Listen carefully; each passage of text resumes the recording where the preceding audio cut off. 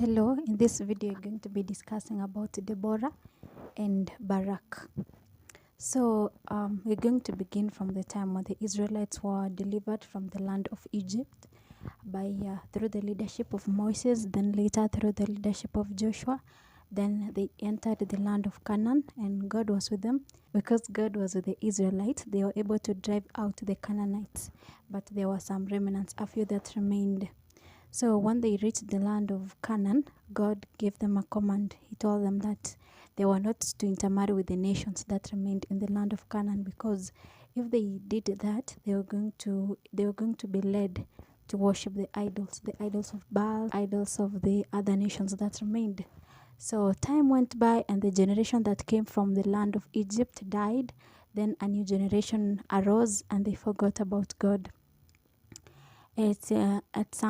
At some point in time, there was a prophet. Her name was Deborah.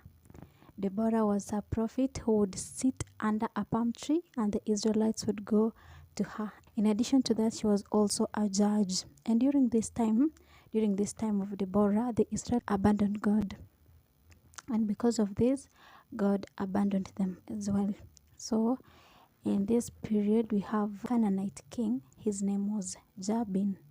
Jabin was he was a king of a city which was called Hazor. Jabin had treated the Israelites with a lot of cruelty and a lot of violence for 20 years. Then the Israelites cried to the Lord to remember them. And God answered during this time of Deborah. This Jabin had a strong army, and the leadership of the army was called Sisera. And Sisera had 900 iron chariots. He had strong men, strong soldiers. One time, Deborah called for a man. His name was Barak. Barak was the son of Abinoam. And Deborah told Barak that God had given him a command that he was supposed to look for 10,000 men, and then they would go and fight Sisera because God was going to give them victory. Barak asked Deborah to go with him. The 10,000 men, together with Deborah, they went to a mountain called Tabor. Later, Sisera, he heard that Barak was at the mountain, so he took the 900 chariots, his men, and they went. So on their way, the Barak and the 10,000 men, they attacked. And in the meantime, God sent confusion to Sisera, to the chariots, and also to these men. And Sisera decided to run on foot. So he got down from the chariot and he fled on foot. And at that time there was a Kenite. His name was Heber. He was living in a tent.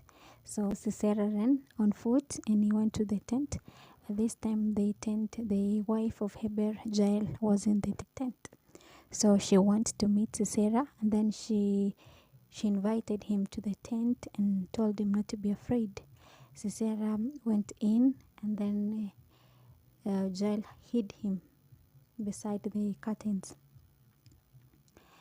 Sisera, because he had run on foot, he was very thirsty, so he asked for water, a drink of water from Jael, and Jael decided to give him milk.